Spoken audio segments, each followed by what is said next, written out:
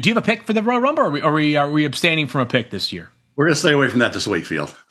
Oh, Mel, I would have picked you if you actually did enter. But here's the point of the show today, Mel, is to dive into some day two values, because we find guys in rounds 2 and 3 that become starters all the time, go to the Super Bowl rosters, plenty of guys that weren't taken in the first round that are making meaningful contributions. I'm going to let you lead off here, Mel, and you've talked about this Georgia wide receiver. I actually think he made it into the first round of your mock draft recently, but you've got a pint-sized dynamo that is a fear factor weapon.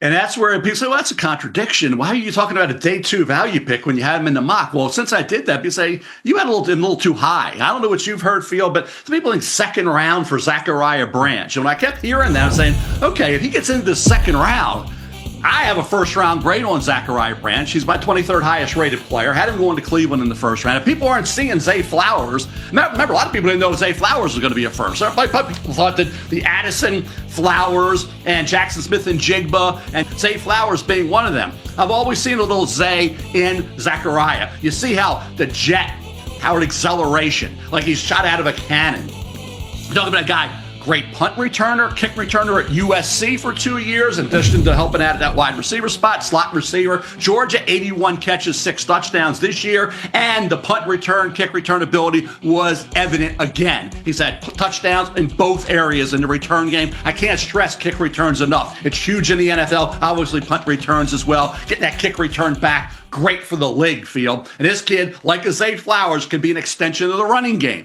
Get the ball in his hands, and then on the bubble screens, and all of a sudden you got yourself 8-10 yards, or you got yourself a 2nd and 2, 2nd and 3. So he put you in a great situation. That second down can even get you first downs, can maybe hit a home run. Zachariah Branch, if you can get him, Field, in round 2, he would be one hell of a value pick at that point, because not only is he a receiving entity in that slot and wide, he can also be a dynamic, and will be a dynamic punt and kickoff returner.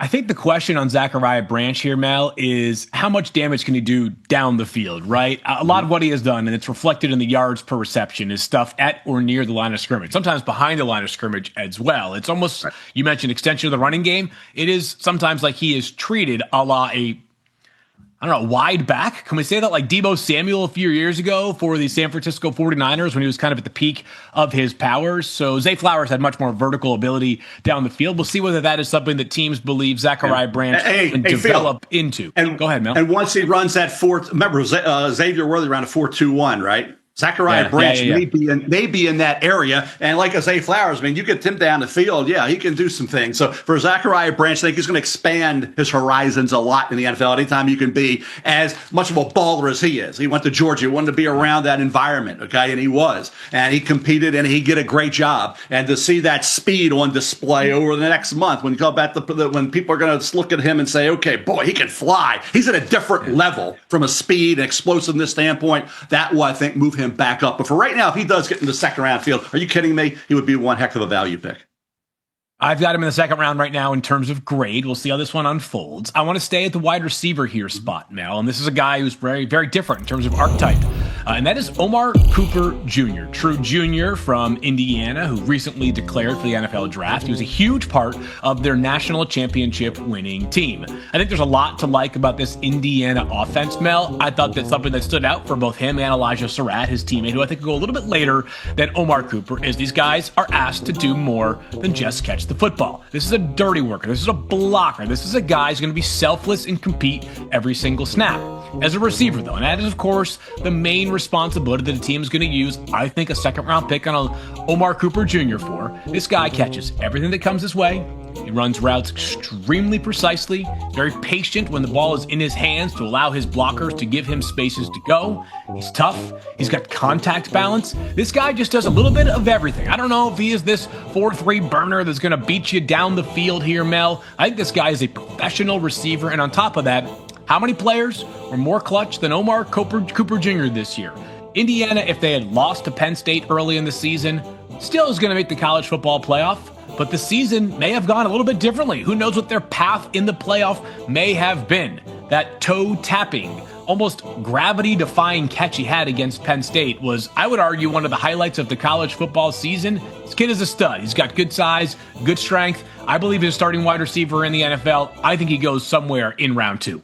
Yeah, slippery. And I'll tell you what, he's not as fast, obviously, as Zachariah Branch, not in that league, but he gets you a lot of yak. It's a large after catch. He is a guy who competes really hard. He'll do all the dirty work for you, Field. He was a Signetti favorite. So Omar, and obviously a Fernando Mendoza favorite. I'm with you on Omar Cooper Jr. You get him in the third or fourth round, that presents an opportunity to get a guy who will help your offense immensely, because this guy, like I say, nobody works harder. And when you get the ball in his hands, like Branch, he'll do it in a different way. He'll break some tackles, and it'll be a little slippery. So Omar Cooper Jr. in that regard, get the ball in his hands, and he will do some damage for you. Mel, we always like to hear from people on social media. Tweet from No Name IGB, perhaps an Ohio State fan, says, I'm taking Jadarian Price in round 1, depending on where he gets drafted.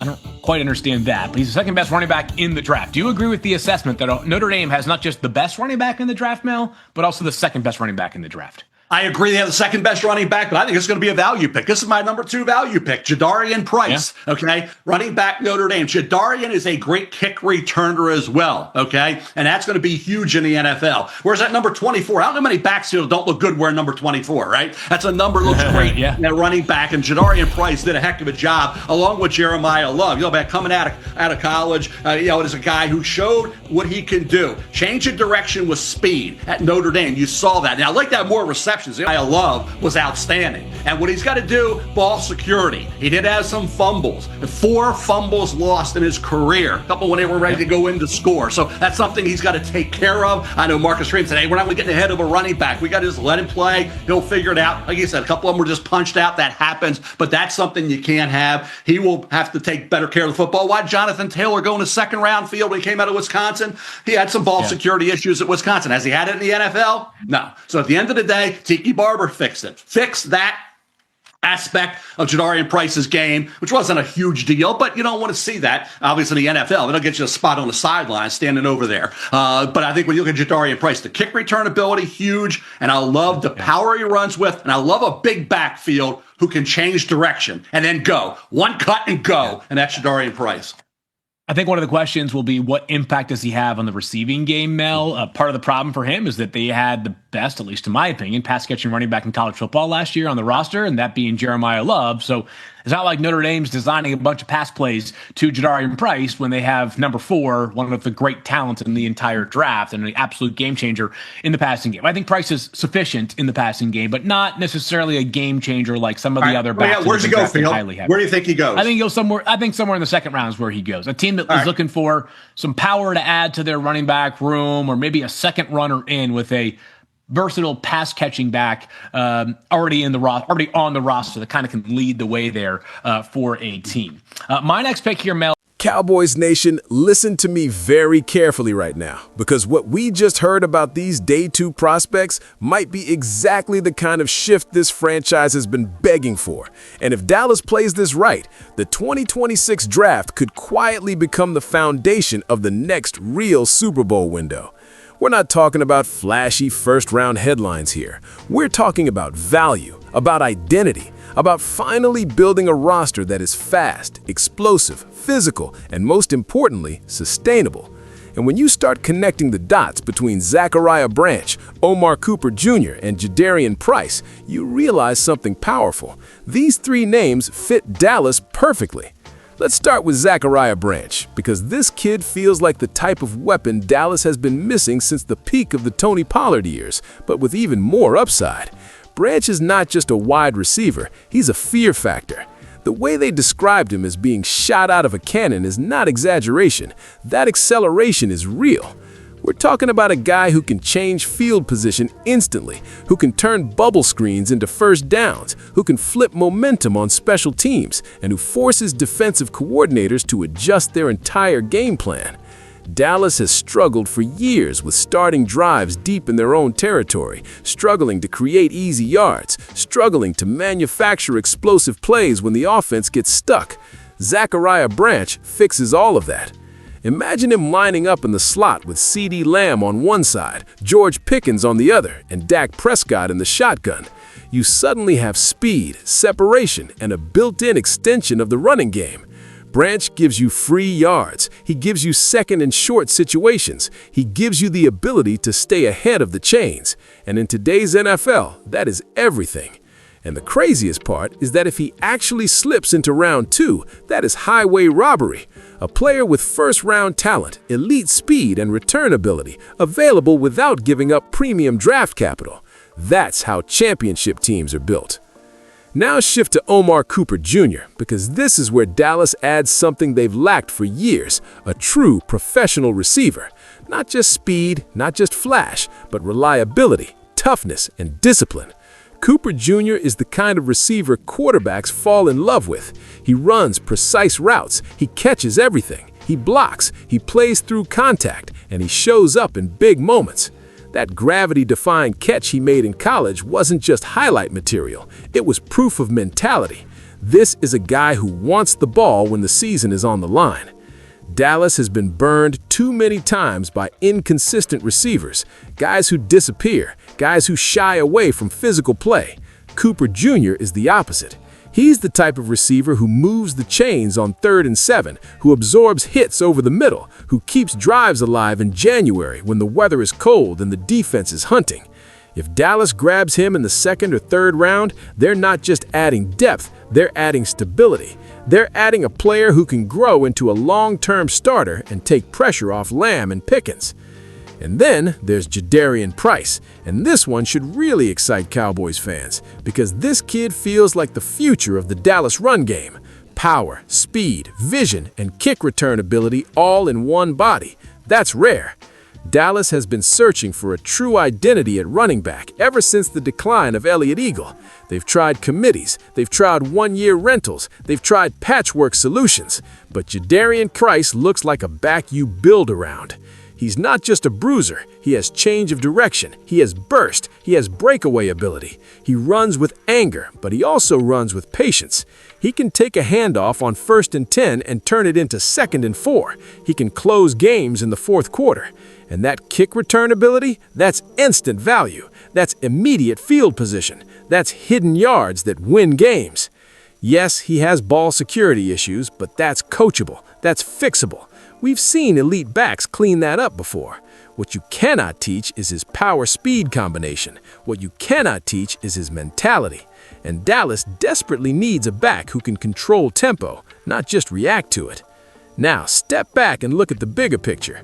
If Dallas somehow walks out of the draft with Zachariah Branch, Omar Cooper Jr., and Jadarian Price, they don't just improve, they transform. They become younger, faster, deeper, more explosive. They add weapons that fit modern football, not outdated systems. They give Dak Prescott tools that actually make his job easier. They finally build an offense that doesn't rely on perfection to function. This is what smart drafting looks like, not chasing headlines but stacking value, not gambling everything on one superstar but building layers of talent. This is how you extend a championship window. This is how you stop being a team that looks good in September and collapses in January. Cowboys fans, this is the kind of draft class that changes identity. This is the kind of group that grows together. And if Dallas actually hits on even 2 of these 3 names, the future gets very real very fast. Now I want to hear from you. If the Cowboys could only choose 2 of these players, who are you taking? Zachariah Branch's speed, Omar Cooper Jr.'s reliability, or Jadarian Price's power? Drop your picks in the comments, hit that like button, and make sure you're subscribed to Cowboys Nation Report, because this draft might be the moment Dallas finally builds the team we've all been waiting for.